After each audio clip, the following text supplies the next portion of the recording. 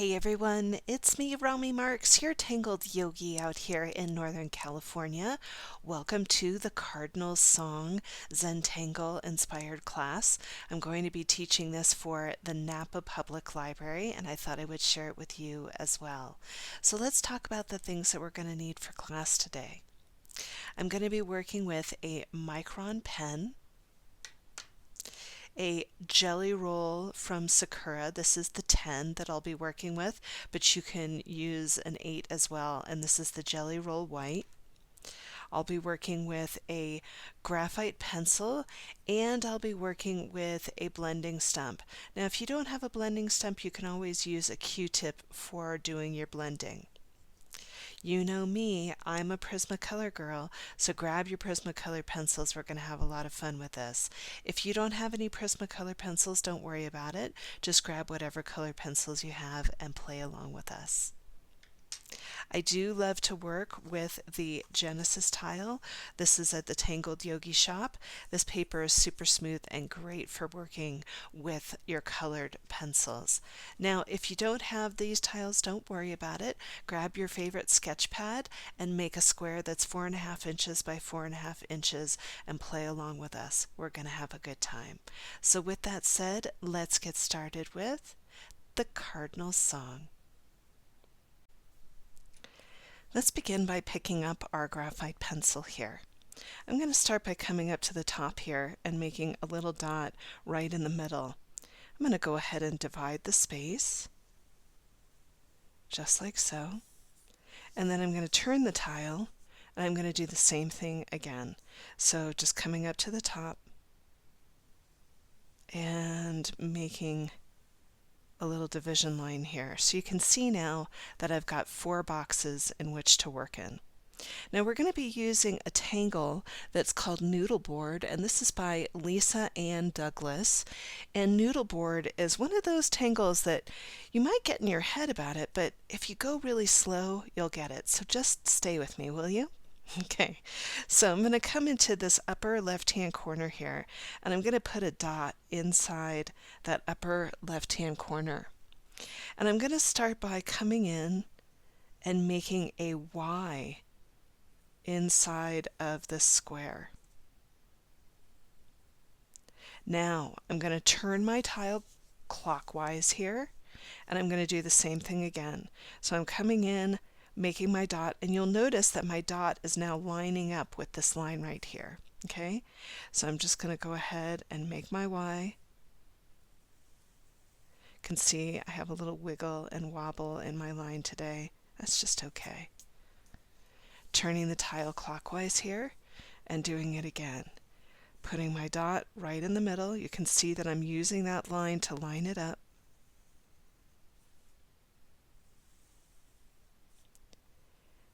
And then last one right here. Using this line, line it up and bring in your Y. So that is the first step of Noodleboard. I'm going to have you go ahead and do yours, and then when we come back, we're going to start to add to it. So let's continue with using our pencil here.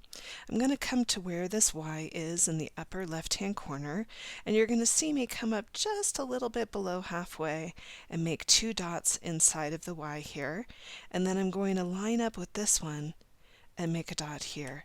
This is so that we can take off and land easily. All I'm going to do is I'm going to take that line and connect those 2 dots, and then I'm going to come down here and connect to this dot. That's all we're going to do. So let's go to the next one. Turning your tile clockwise here, come to the Y. Now you can see that I have this line right here. I'm going to let that line be my guide, and I'm going to line them up. Once again, coming across and coming down and connecting. Turning your tile clockwise, letting this line be your guide, line it up on the Y.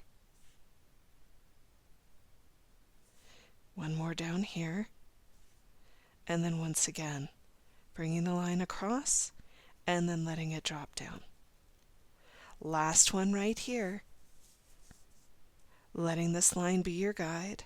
Line it up. Once again, going across, dropping down.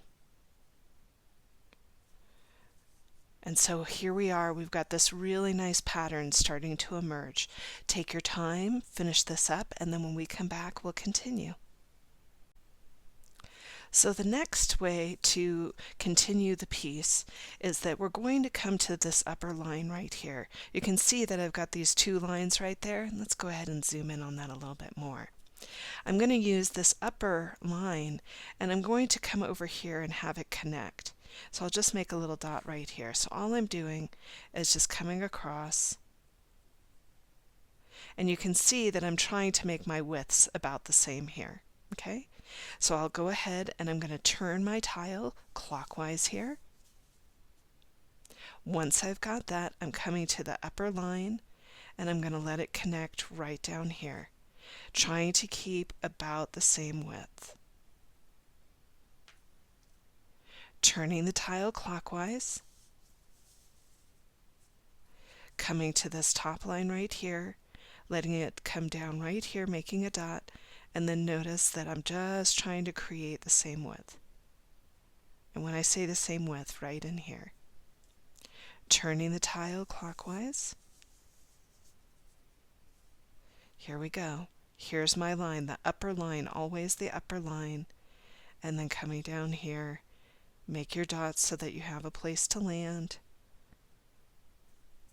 And then we come back to center like so. So go ahead and finish up yours.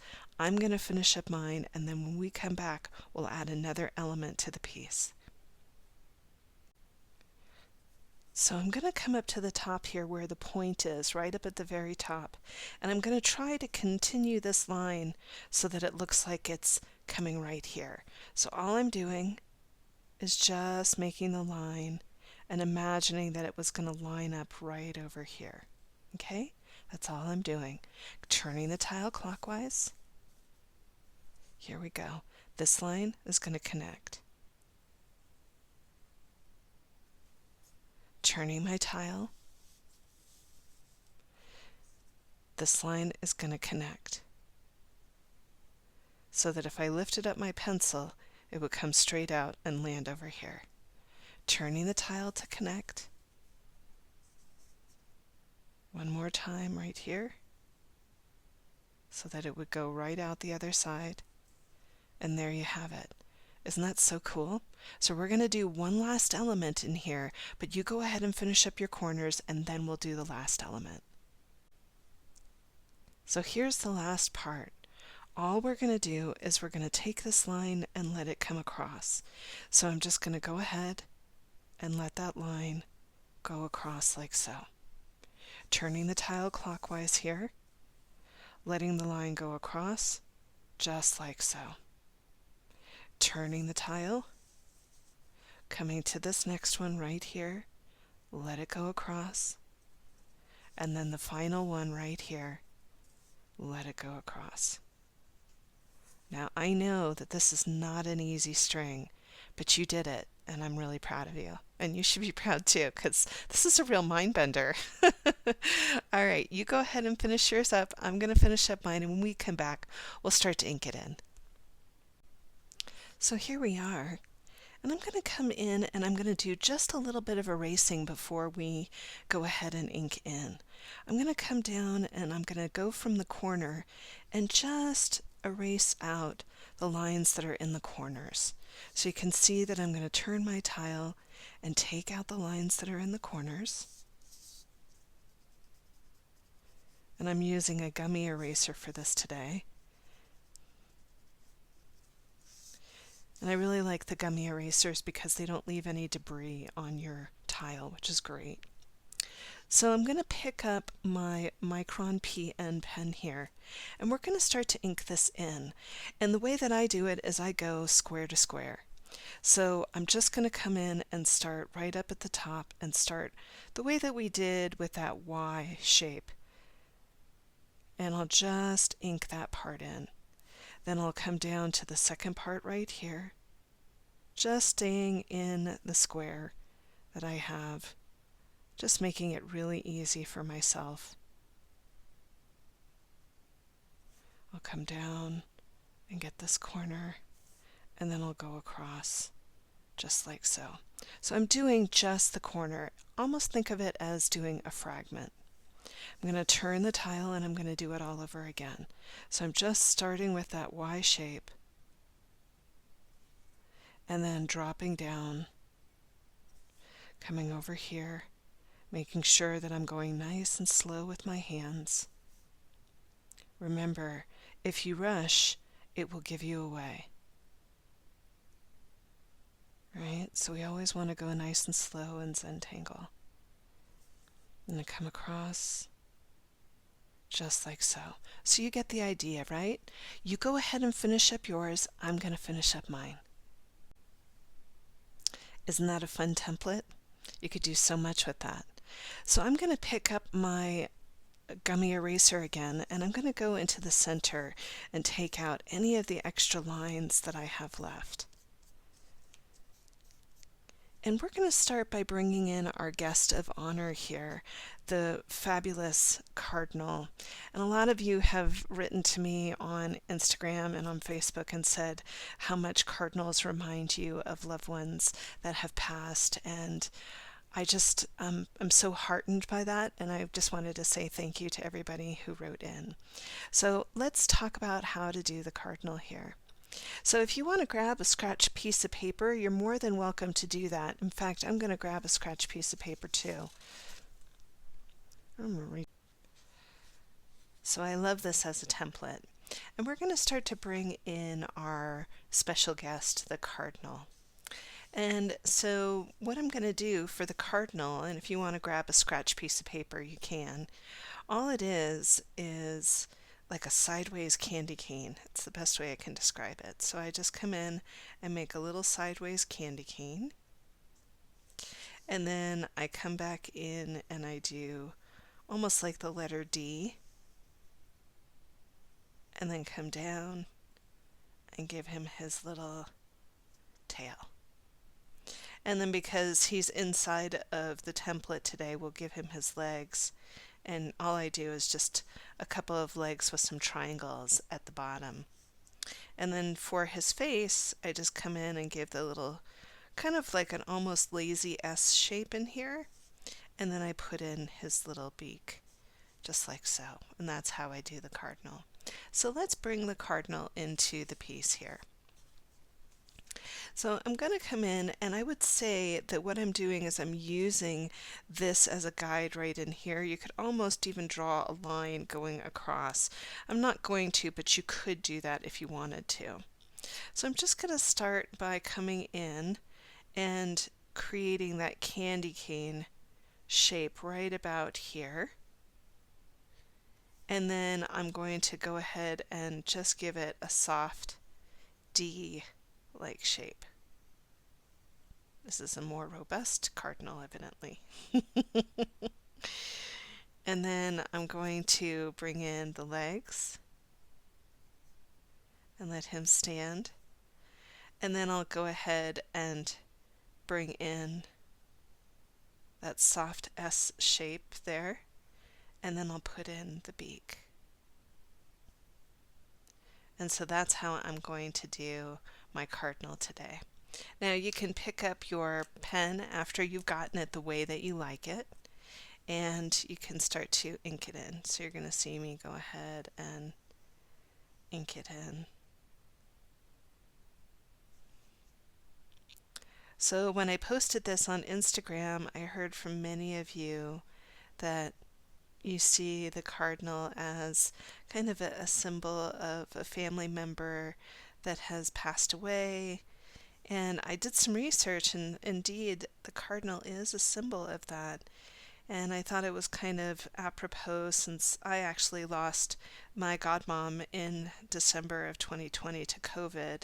And so, you know, the holidays are always kind of mixed with a little bit of melancholy because I miss her. as I'm sure maybe some of you are missing loved ones right now. So I thought I would share a really beautiful quote, and this is from Victor Hugo, and it says, "Winter is on my head, but eternal spring is in my heart."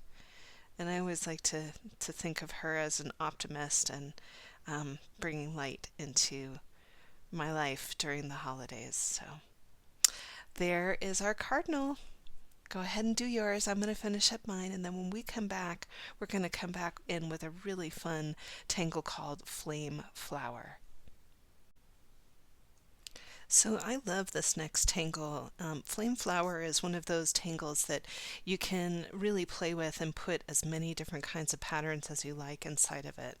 But before I put in Flame Flower, I'm going to go ahead and give this little guy his wing here. And so all I'm going to do is just come off and give that kind of an aura of this shape in here. Okay? So for Flame Flower, which is done by a friend of mine named Deb Boyer, I love her. She's a Canadian tangler, and she's just a fantastic person and a great teacher. So we're going to do her tangle off of the backside of our little cardinal here. So I'm going to start just by doing a little crescent moon here. And you can see that this is kind of lining up right through the belly of the bird, but also lining up right in this diagonal area right in here. You can see that, let me zoom out for a second. So right in here, I'm just coming in and I'm letting that line up with that point right there. Now once I have that, I'm going to go ahead and make some smaller orbs or tipple around the outside edge. And then I'm going to come in and start to bring in these really soft leaf-like shapes or petal-like shapes, depending on how you see it. So what I'm going to do is I'm just going to start by creating a nice leaf-like shape. And then I'll do another one over here and let it touch down. And then I'll do another one over here and let it touch down. Now once I have that, I'm going to start to build and create a little bit of a larger leaf that comes out. And then I'm also going to do one that comes off the side and connects. And then this one right in here, I'm going to let it interweave a little bit. Just like so. And you can let it touch the bird there. And then finally, I'll do my biggest leaves coming off of the top. I'm going to touch the edge here, and I'll touch the edge over here. Now you can see that that's got a really nice feel to it. Now Deb does these really nice kind of soft, wavy lines in here that almost look like a lazy S-curve. And they come in.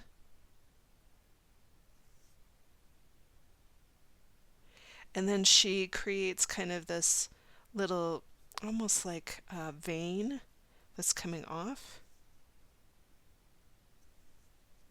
which I love. Now she changes it up, which I think is great. She puts in different things. So on the second set, you're going to see me do these really soft little aura lines on the second set. And you're going to see me kind of bring this in. I love to interweave when you have like your subject matter and then the leaf behind it. It just makes it interesting. And in these, what I'm going to do is I'm just going to do some little slatted lines inside just to make those interesting.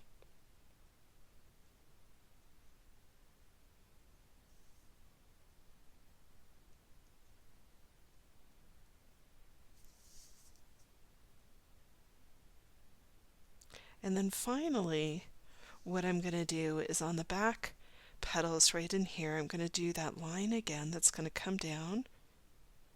And then she does these really nice diagonal lines that make those leaves look really dimensional.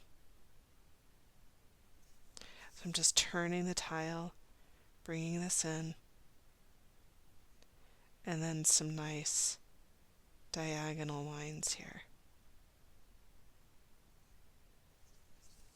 Going over to the other side, doing the same.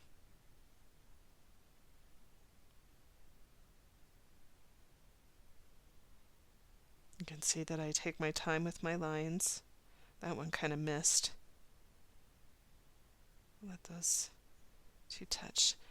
And so you can see that this gives this a really nice feeling where it has almost a flower-like feel, but they could be leaves as well.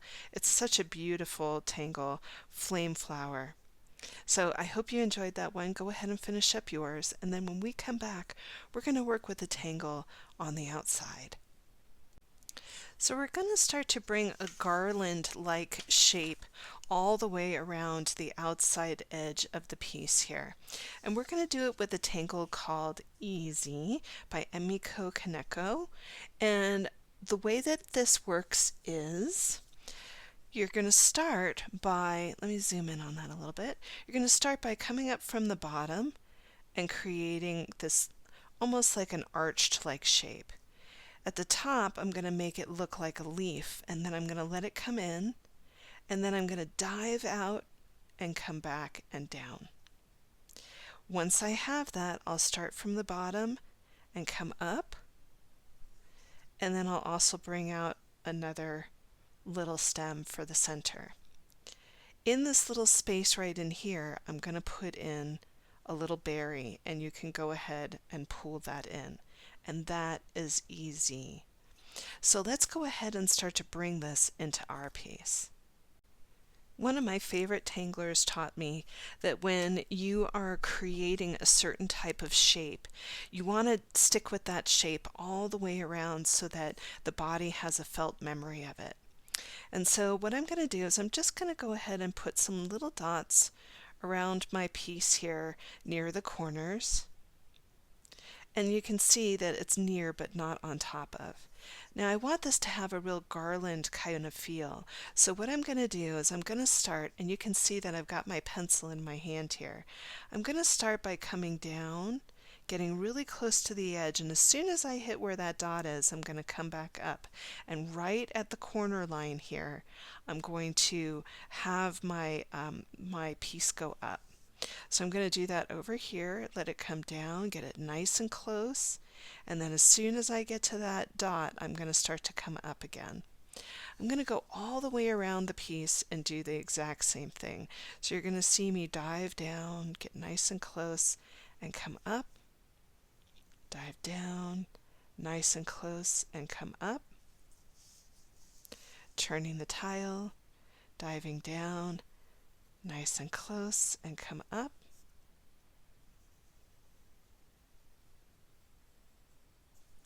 And last time right here.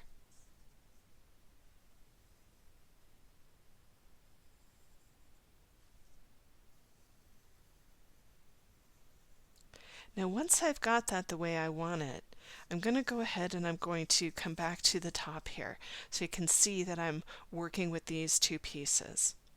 Now I'm going to zoom in on this so that you can see what I'm doing with all of this here. I'm going to go ahead and start to make that leaf-like shape, diving in, coming back out, and then I'm going to rejoin right up at the top. Once I have that, I can go ahead and build my stem, and then I'll go ahead and put a berry in there. Okay? Now I'm going to go over to the other side and work in the opposite direction. So here I am, coming up, going over, making a leaf, let it come out, come back in again, coming up and make the stem, and then I'm going to go ahead and put in my berry. And so you can see that this starts to build that garland-like shape. Once you've got your shapes established, you can come right in with your pen, and it's pretty easy to do. So I'll show you what I mean by this, if you want to just go for it with your pen here. So all I'm going to do is I'm going to come up from this point. I'm just retracing my steps here. I'm going to go over, creating that leaf-like shape, go ahead and come out, and then come back in again, creating the line that comes back up, give it a nice stem, and then go ahead and create the berry. I'm going to turn my piece, making this nice and easy for myself here. Coming in, I always like to start from the bottom. There's something about the flow of it that just helps me with that. And then coming up, nice stem, and beautiful berry right there. So that you can see it's really, really nice and soft and has a garland-like feel to it. So you go ahead and do yours. I'm going to finish up mine, and then when we come back, we're going to add one more element to the piece. So I'm going to come in with my pen here, and I'm going to start to add some orbs or almost like berries in the piece here. So I'm going to start just by going to either side of the point here, and this depends on really how much space you have. If you've only got room for one orb, you can do one orb, but I'm going to do 3. And then what I'm going to do is I'm going to do a little bit of an aura here. So I'm just going to start right above where the leaf is, making this aura-like shape, coming over and back and in. And you can see that that gives it a really nice feeling on the edge. So here I go, I'm going to do it again. So I'm going to create an orb over here, an orb over here, and then I'm going to top it off with another orb. And then all I'm doing is starting in right above where the leaf-like shape is, and I'm just following the shape with an aura line or an echo line. And it just gives this such a nice feel on the edges, I think. So I'm going to go ahead and do it again. Put in another orb. And then I'll come in and create that really nice soft edge. So go ahead and play, see what you have room for. And remember, this isn't pivotal. You can do it just with one if you want to. It just gives a nice feeling on the outside edge. All right, have fun with this. I'll see you in a minute. So before we add color to this piece here, what I want to do is I'm going to come into where the cardinal is right here, and you can see that I've picked up my Identi pen. This is just a nice thick nibbed pen. If you don't have one of these, you could use a sharpie or the graphics from Micron, whatever thick nib pen you like. And all I'm going to do is just pull in my ink here. Now you can also do this with your Micron PN Pen. It just might take you just a little bit longer, but not that much. It's not a lot of pooling of ink. So I'm just going to go ahead and get that in there. And then I'll come back in with a little bit of the white pen and put in the eye of my cardinal. So I'm going to be using the Jelly Roll 10 by Sakura, and I'll start just by getting it started on my finger there, and I'm just kind of looking about where I would want that eye to be and just putting in a little dot. So you go ahead, have some fun with that, and then when we come back, it's time for color. So I'm going to start to bring in some greens here. I have in the Prismacolor set the PC1005. This is lime peel green. And then I also have grass green, which is PC909. Now, if you're not working with Prismacolors, you can see it's a light green and a dark green. That's all you have to grab, is just a light green and a dark green. Okay? So I'm going to start with that, and I'm going to start with my leaves here. And you want to make sure that you're pretty well sharpened up. I'm going to take that pencil and I'm going to lay it down on its side here, and I'm going to start to lightly rub the pencil into the paper here. So you'll notice that I'm not working on the point, I'm working on the side of the pencil and just doing soft little circles.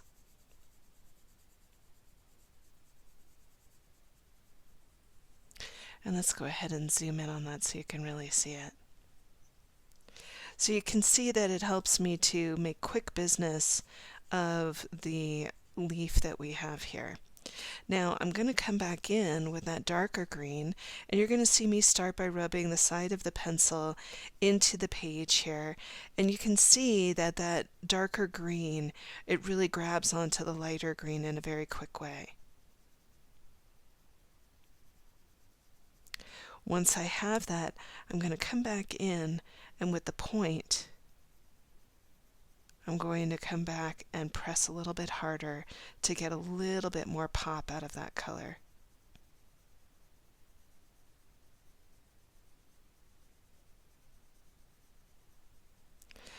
Once I've got that, I'm going to come back in with the lighter green, and right where the dark green is meeting that medium green, I'm going to start to bring in a little bit of that lighter green to blend the whole thing out, because we really want to have a softness in the color.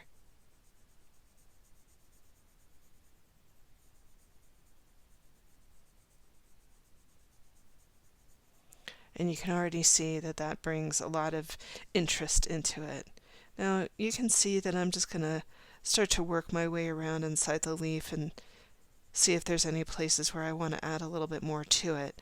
But otherwise, that's pretty much how I'm going to go about shading it. So you go ahead and do yours. I'm going to finish up mine, and I'm going to go all the way around the piece and do just that. So let's start to carry the color. I'm going to take that lighter green that we have here, and I'm going to start to bring it into these leaves, or it almost looks like a poinsettia, which I do love, but for this particular piece I am going to make the center green. So you can see that I've laid down the pencil on its side here, and I'm just rubbing it into those leaves. Now you'll notice that on the pieces that are on the outer rim, I'm leaving the central channel alone. But for all of the other pieces, I'm working my way through the leaves here. So you can see that I'm just staying away from that central channel, and then in the front leaves, I'm just coming in and giving that a nice soft dusting. And you can see that by working on the side of the pencil, I'm making quick business of it.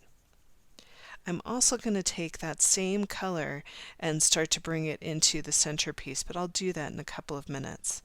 So I'm going to take a little bit of that darker green here, and you can see that I just have a very light foundation of color in here.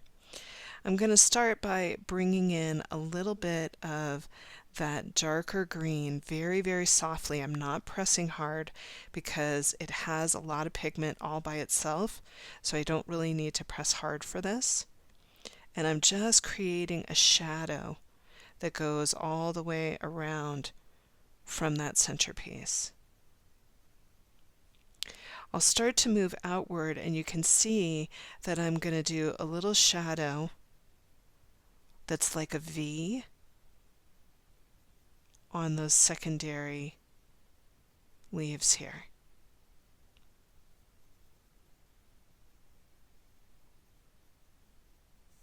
I'm going very, very lightly with this before I do any kind of pressure on the pencil. I'm going to come around over to the side in here and start to bring a little bit of pressure in where the leaves are making a shadow on these back pieces.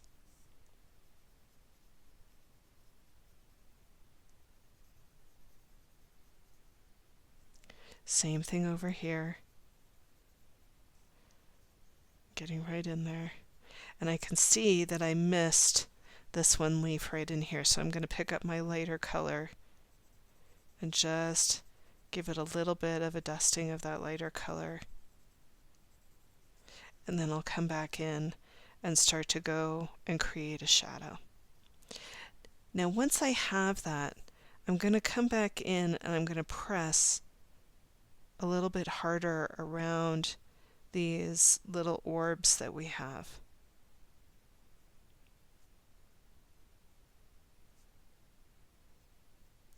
I'll also start to press a little bit harder along this V line that we have in here, getting a little bit more intensity of color. Same thing in here. Same thing over here. Just really hugging the line.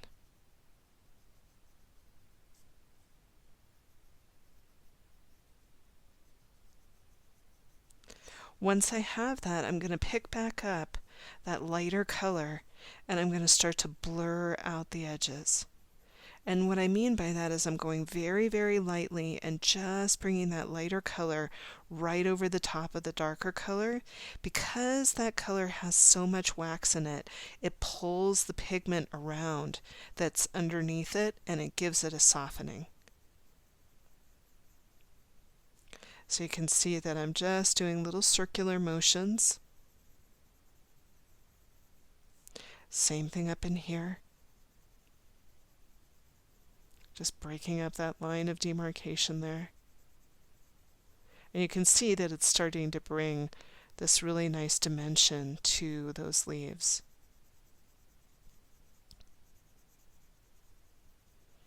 And just pulling that pigment around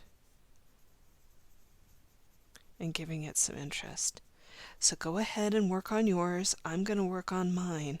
And then when we come back, we're going to talk a little bit about blending here.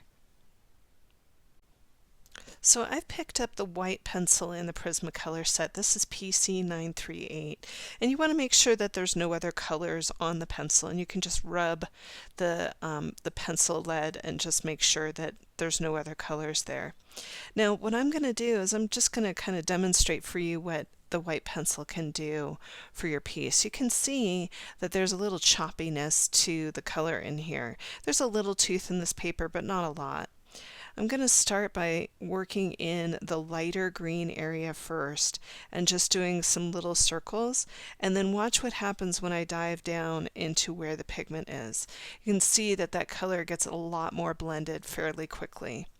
So always starting in the light first and then working your way down into the darker colors, but maintaining that light up at the top because that just gives the color more dimension and makes it more interesting to look at.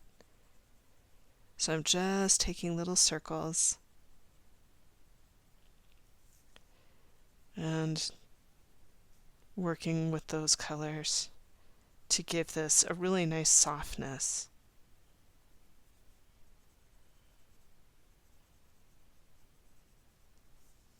Turning the tile to make it work for your hands here and just playing with that color. And you'll get it the way that you want it to be. But really, I think that this makes it look more painterly, more interesting. So you can play with that, and then the other place where you can play with this is to come back up to the leaves and just start to work in the light, and you'll be mindful as you work around your ink.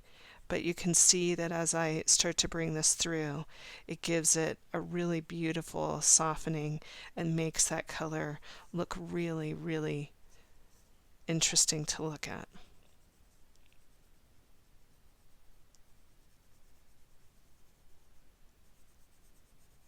So go ahead and play. Have fun with that. So I'm going to come back in with a little bit of that darker green here, and you can see that it's pretty well sharpened up. And what I'm going to do is I'm going to start to focus in on that stone that's in the center of where the bird is. And you'll see that I'm going to just very softly bring little C curves into those smaller stones here. And you'll notice that I'm leaving a little bit of a light source in there. Now I can come back in with a little bit of that lighter green and just softly blend that a little bit to get a little bit of interest. This pencil should probably be a little bit more sharp, but it's okay. So you can see that just by doing a little bit of that blending, it gives that a lot of dimension. And then in the center of the piece here, I'm going to be picking up a graphite pencil and a little blending stump. Now, I'm going to use that graphite pencil and bring in a little bit of a dusting on the upper half of that stone there. And then I'll take a little bit of a blending stump. Now, if you don't have one of these, you can always use a Q-tip in lieu of it. They make great blenders. And I'm just kind of blurring out that graphite a little bit. I'll come back in again and press a little bit harder with the graphite. And then I'll come back in and soften it up again. I really love to look at graphite right next to color. There's something that's very elegant about this, and for me it's something that I try to do a lot in my pieces. So go ahead and do yours. I'm going to finish up mine, and then when we come back we're going to switch into a new color. So I've picked up my white pencil again, and for those of you who are left-handed and don't like to work with graphite because it smears and smudges, you can take some of that white and just very lightly go right over the top of what you just did, and it will set it so that it doesn't move and you don't have to worry about it. So that's another way of dealing with graphite too. Now I'm going to pick up some reds here, and for me I like to kind of mix things up with my reds and try to do a couple of different colors together. So I'm going to be working with magenta, which is one of my favorite colors, which is PC930. I'm also going to be working with Scarlet Lake, which is PC923. And then I'm going to add in on top of it just a little bit of orange to make this thing glow. So I'm going to start with the magenta first. And what I'm going to do is I'm going to show you how to shade into these areas that are holding the corners here. So what I'm going to do, you can see this is pretty well sharpened up, is I'm going to rub the side of the magenta pencil into the page here. I'm using this as my base. Now you'll notice that I'm going to leave a central channel of white. That's going to get it to glow and give it this really neat electric feel. So you can see that I'm just turning this and giving this a really nice soft feel. I'll come in and make a little bit of that white smaller. I like to have it a little bit smaller, and you can see that I'm also not drawing a hard line here. I want it to feel organic in nature. Okay? Now once I have that, I'm going to come in with a little bit of my Scarlet Lake, and this is going to give this a really nice intensity around the edges. Now you'll notice that I'm working a little bit more on point here. I'm not pressing overly hard with this, but you can see that it's got a lot more electricity to it. Now I love to layer colors because I think that there's a richness to it. It really gives a vibrance that you can't get from just laying down one color at a time.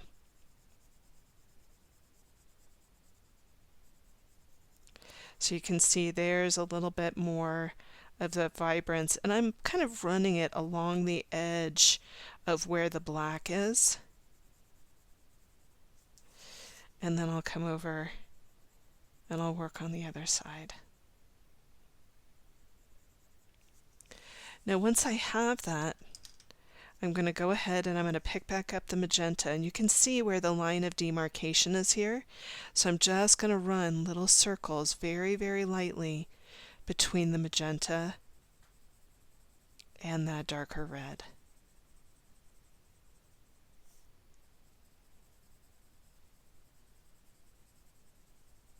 I'm using a medium pressure here.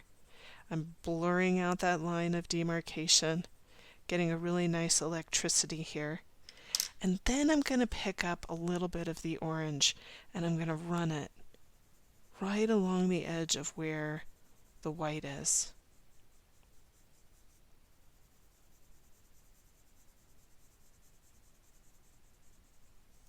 And you can see that that really starts to get the attention that we're looking for.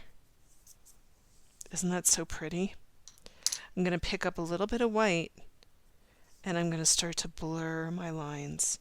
So you can see that any place where there's a little bit of that background that's coming in, I can soften it up.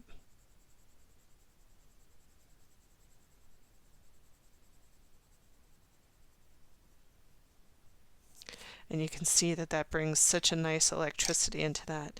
Now, if you want to go back in right along the edge and give this a little bit of intensity, you can give it a little bit of intensity just by bringing in a little bit of that magenta. So have fun with that and play. And then when we come back, I'm going to show you what to do with the other rings. So really what I'm going to do is I'm just going to work on each corner, and then when we come back, we'll start to work on the other points. So I'm really working in the square at this time. Okay? All right. So before we start to work on that other ring that we have in here, we're going to carry the red for just a little bit longer. And what I'm going to do is I'm going to zoom in on this corner right here, and you can see that we have these berries all the way around. So I'm going to come in and start to bring in a little bit of that magenta on the side of each of these berries. And you can see that I'm not pressing heavy, just going nice and light. And it's okay if your berries are a little bit small. You just do half of the berry. And then I'm coming in with a little bit of that Scarlet Lake, which is the more intense color, and bringing some of that in. And then I'll bring in just a touch of that orange, just to give it a little zing. And if you need to go ahead and sharpen up, sharpen up. And then finally I'm going to pick up the white and just blur the edges a little bit.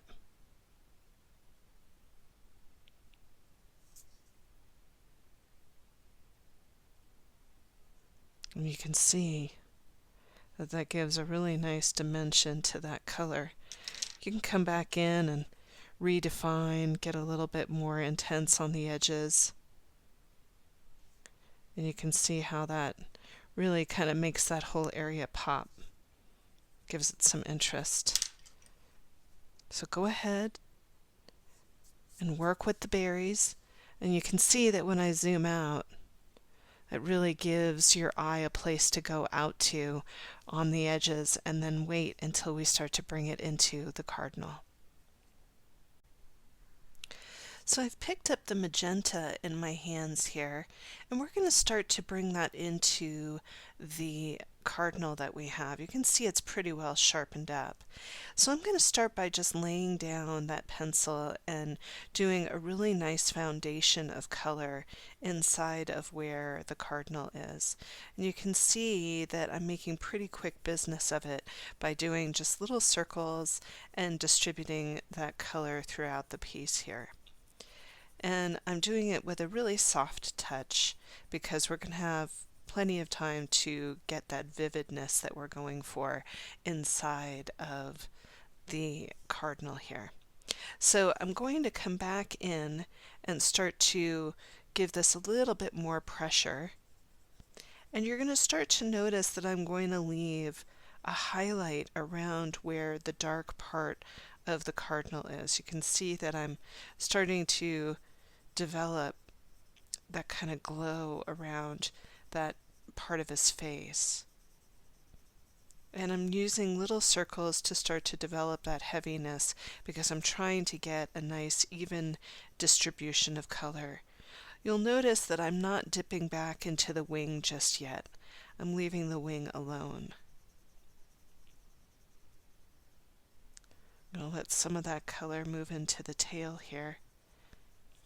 And then I'm going to come back in again and start to layer again a little bit more heavy-handedly with that magenta still.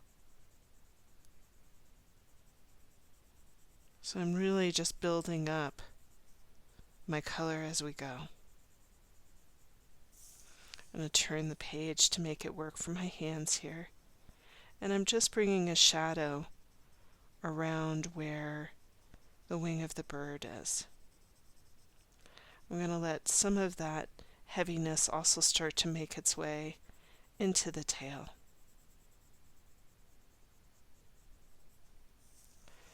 Now I'm going to start to come up to where the wing is here, and I would say with a medium pressure I'm going to start to bring in a little dusting of that color just a little bit more heavily.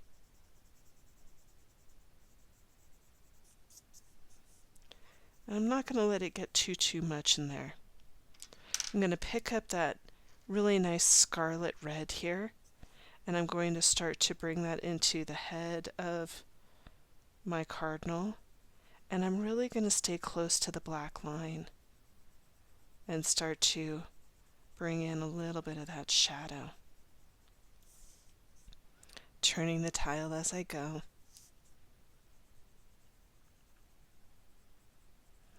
And then I'm going to creep up onto the wing here and very lightly with the scarlet red start to develop a little bit more depth on the wing.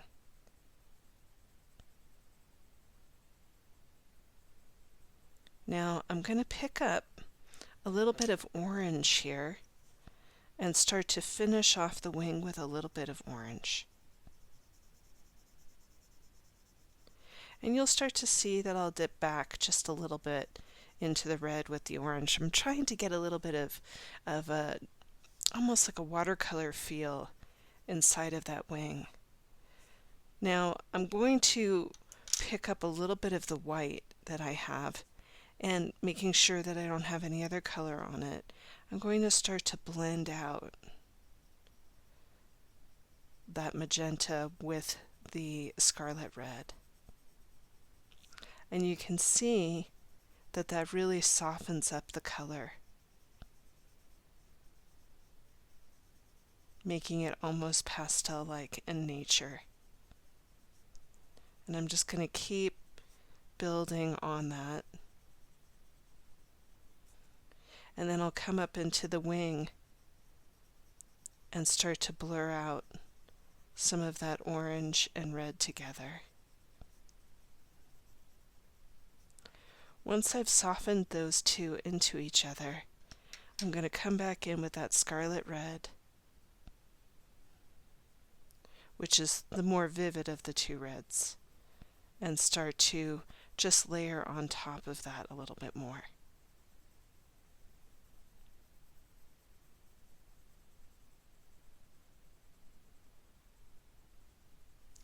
And then I'll come up to the wing and start to develop that as well.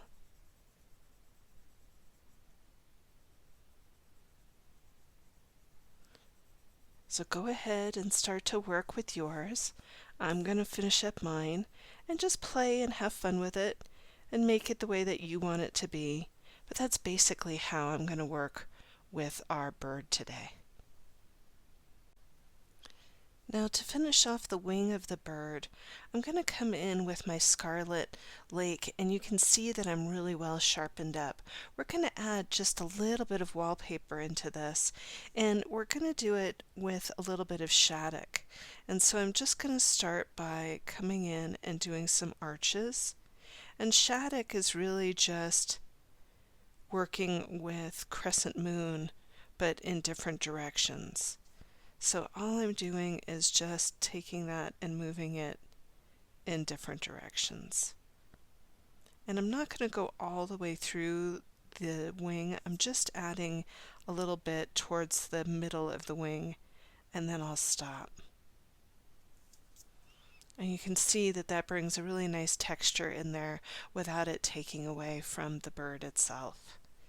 And then finally what I'm going to do with the bird is I'm going to come up into the beak with a little bit of orange and just put a little bit of orange right there into the beak. Isn't that so fun? It just makes me happy to look at. I hope it's making you happy to look at too. So I'm going to let go of the reds and I'm going to start in with the blues. And so I have in my hand light aqua, which is PC992, and then I also have Copenhagen blue, which is PC906. Now remember, if you don't have the same colors as me, you can just do a dark blue and a light blue and you're good to go. Okay? I'm going to start with the light blue first, and you can see that I'm very well sharpened up here. And what I'm going to do is I'm just going to start by laying it down on its side, just like we've been doing all throughout class today. And I'm building just a foundation of background behind what we have here. And you can see that all I'm doing is just laying that pencil down on its side and rubbing it into the page nice and light. I'm using little circles to make a nice mist of color here. And you can see that this technique works really well for filling in space very quickly.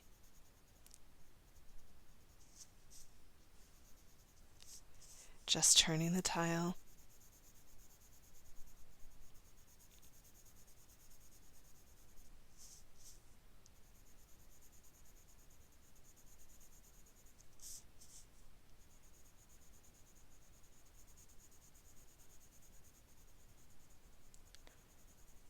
I'm also going to start to extend this color outward to the border that we have all around the piece. And you can see that I'm just still using the side of the pencil and kind of working my way into these narrow areas that we have around that first tangle that we did, noodle board. And you can see that just by adding in a little bit of the blues, it starts to bring a cohesiveness into the piece.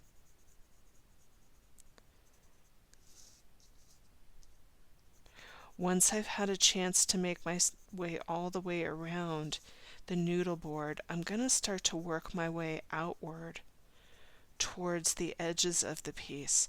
So you can see that I'm just coming around each corner just like so.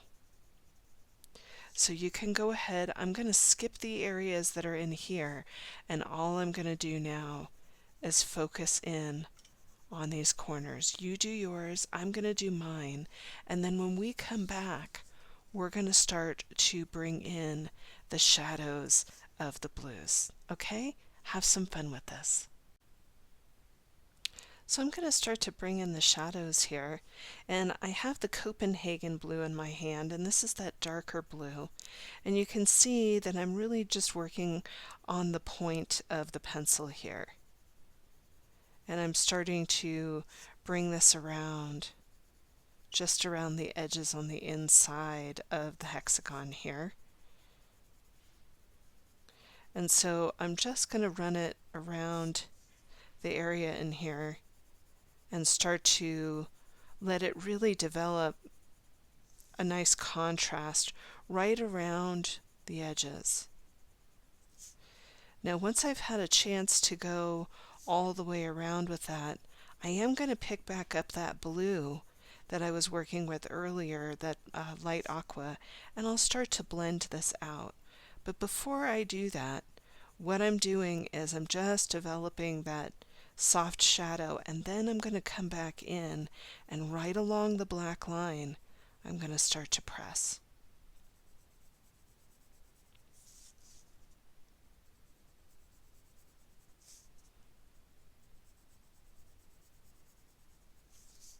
And you can see it's already starting to happen, that we're getting a nice definition along the edge. It's starting to glow. And that's really the whole idea of layering these colors together.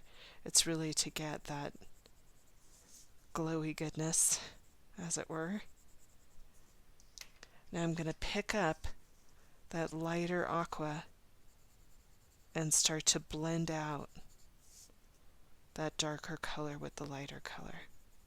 And you can see that I'm kind of manipulating that Copenhagen blue to move around with the light aqua, and I'm not pressing hard. It's a real like medium to light pressure. It wants to move because there's so much wax in that color.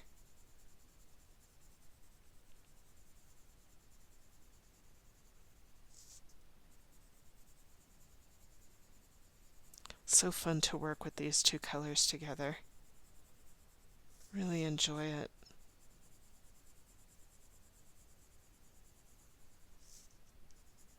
once I've had a chance to go all the way around with that, moving that texture around, you can see if there's any places where you have any white poking in from the background, and you can just pop a little color in there.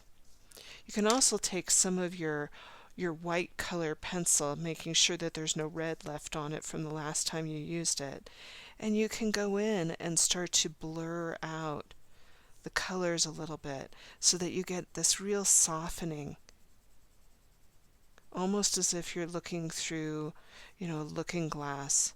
It just gives it this really dreamy like quality. So you go ahead and do yours. I'm going to do mine, and then when we come back, we'll add a little bit more to the outer edges so that we get this kind of glow that's going on in here out there. So let's bring in a little bit of that shading like what we have on the inside to the outside. I've picked back up that darker blue, and I'm starting to bring in a little bit of shading underneath these little berries in here. I'm also going to take a little bit of that and bring it up into this corner in here.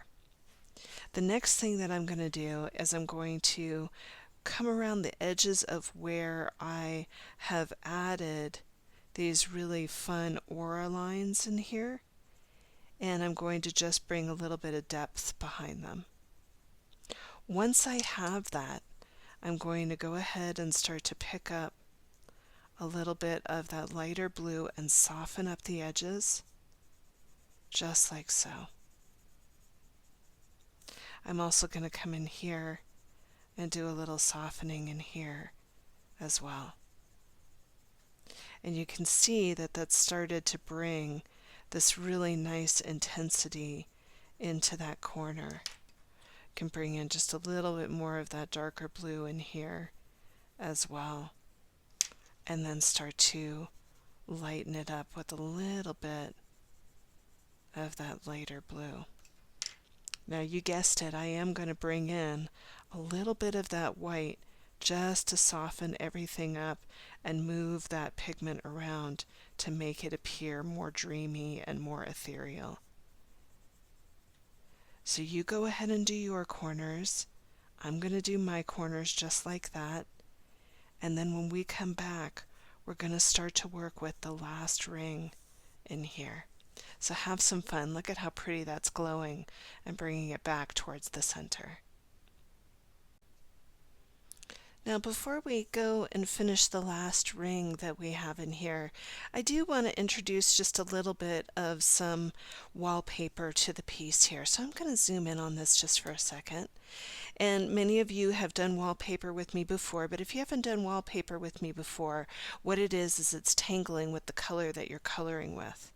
And all I'm going to do is some spirals, and you can see that I'm pretty well sharpened up here, and I'm just going to do some very, very slow and steady spirals. Now for me, when I'm doing this tangle, I tend to go nice and slow so that my lines really are nice and even, and it tends to make the spiral look really beautiful. Now I'm going to come in right next to this one with a smaller spiral. I find that varying up the size of the spirals really makes a difference and brings in a level of interest that wouldn't normally be there. So you can see I'm doing larger ones and then adding in a smaller one right next to it. And I'm not going to do a ton of them in here. I'm maybe going to do a few towards the bottom. Now you can see that I'm just building this one up, and I'm kind of using the holly bomb method where you go and make it look like it's behind the piece, and then I'll do a smaller one right next to it. I don't want to fill up the entire background because I don't want to take away from what's actually in front of us here. I think that looks pretty good there. Now, if you would like to add a little bit of the spirals into your corners, you could also come into the corners here and start to do that as well. You're going to see me bring in a fairly large spiral, and then I'll bring in a smaller one right next to it. And it just brings in some interest that wouldn't normally be there. Just love the way that looks. So look at the difference between here and here. It almost has a ripple or a water-like feel to it. So go ahead and play with yours. I'm going to play over here, and then when we come back, we'll add that shading into the last ring. So to do the shading for the last ring here, I've picked back up my graphite pencil, and I also have a blending stump with me. Now what I'm going to do is I'm just going to start by bringing in that graphite pencil and starting to bring in just a little bit of light shading right along the outside edge. And then I'll also come in and bring it on the inside edge as well. And then I'll let this go inward here.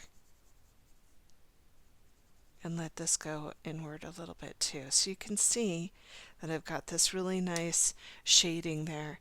Now I'm going to pick up the blending stump and start to do little circles with the blending stump. Now remember, if you don't have a blending stump, just grab your Q-tip and that will work out just fine.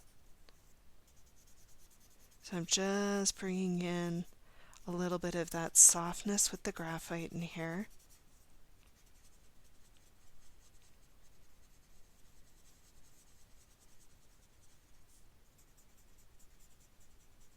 And you can see that it has almost like a misty kind of feel to it, leaving that central channel in there so that it gets a little bit of a glow. Now I am going to pick up a little bit of that graphite again and just go a little bit heavier on that internal line, just like so. Just taking that black line and giving it a little bit of heaviness, and then I'll come back in with my blending stump and I'll start to blur out the edges. And you can see that it's really building a nice intensity in there. Now if you ever lose the light in the center, you can always take your eraser and just redirect the light with your eraser, and that will always give you a really cool appeal. So I'm going to go all the way around and do just that on the whole thing, and then when we come back we'll do just a little bit of highlighting. I really love seeing that graphite next to the red like that. Isn't that so pretty? Just love the way that that looks. So I've picked back up my white gel pen here, and I'm going to add a little bit of snow into the piece just by adding some white dots in the background. And if you find that your pen is fighting you, you can always just come in and restart it on your finger. For some reason, these pens love to work on skin. And sometimes not so much on paper, which is kind of silly, but it does happen. So a little bit of snow behind the bird here. And then I'm going to come up and start to add a little bit of highlighting into where the berries are. And you can see that I'm just giving them a nice arch and then moving on. So go ahead and have some fun with that. And then when we come back, we're going to add just a little bit more to the piece. So here we are. Look at how fun these are. I'm going to add one more little dot right in here in the center. And here's my original, and here's the one that we did today in class. Both of them really fun, and every time I come back in and do one of these, it's always a little different. I'm going to go ahead and put my chop in right over here. And your chop is just a really nice way to indicate that you have finished the piece.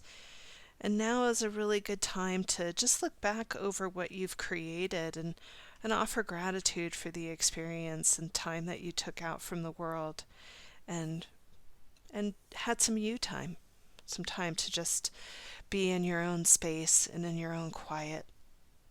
I think that's always something that's really important to do. So if you enjoyed the class, please give the class a thumbs up or a nice review. Even better, hit the subscribe button and that will let you know every time I add a new class to my page. Now, if you enjoyed the class and you want to share your work with us, you could head over to Facebook to the Tangled Yogi Art Community page and ask to join the group. You'll be just asked a couple of security questions, and that just makes sure that you're not a robot. But we'd love to see your work and love to see what you're creating. So I just wanted to say thank you all so much for joining me today. This is really, really special for me to have the opportunity to teach this class. It's near and dear to my heart, and I hope that it brings you lots of joy this holiday season. All right. Well, I'm looking forward to seeing you next time. Happy holidays, everyone.